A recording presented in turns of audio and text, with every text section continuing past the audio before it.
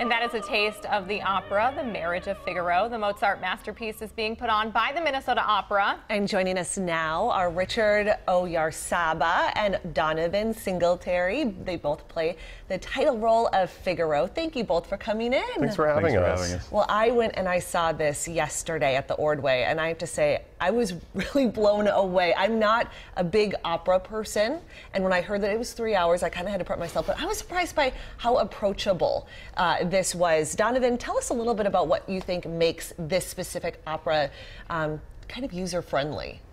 Well, I mean, it's something that everyone can relate to. Mm-hmm. The themes that are throughout this opera, it's current, it's modern.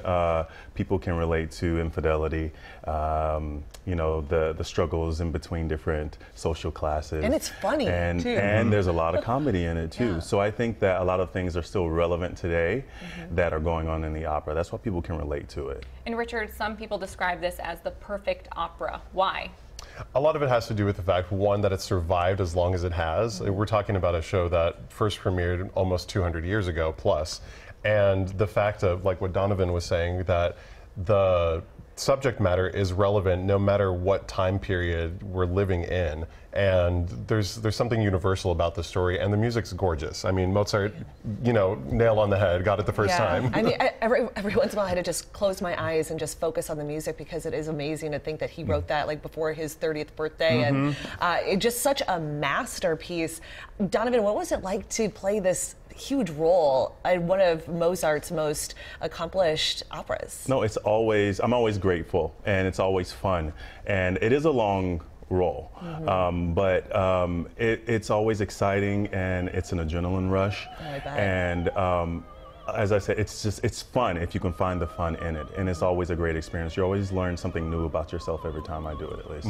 Richard, you were a resident artist for Minnesota Opera. Yes. So now it's kind of coming full circle for you. What does this mean to you, this performance, to come back and do this here? You know, I was here for the big 50th anniversary for Minnesota Opera, and now that we're at the 55th, I'm so glad to be part of the milestone, and to come back and give back to Minnesota Opera, this company that helped propel me into my career, especially in this title role. It means a lot, because it's essentially saying, look what you were able to give me, and look at how I'm able to give back to you guys.